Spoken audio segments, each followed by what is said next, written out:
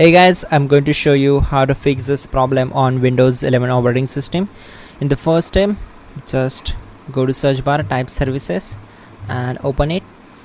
On this window, we need to search for Windows Audio. Simply right click on it and select properties, then set startup type as manual, then click on apply and then OK. Now close this window, and in the next method, just go to search bar, type device manager and click here to open it. On this window, we need to expand sound, video and game controllers. Just right click on the driver, select properties, then on this window select drivers tab and click on update drivers. So here click on the first, search automatic default drivers. Make sure you are connected with your internet connection, then it will download the latest drivers for the driver.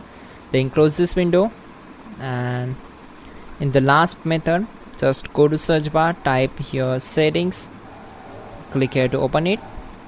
Once we are here, select, just scroll down and search for troubleshoot, then click here to expand it, then click on other troubleshooters, and from playing audio simply click on run. So this will try to detect the problems, and it will show the what's the problem actually it is. Then we need to select S and uncheck this box,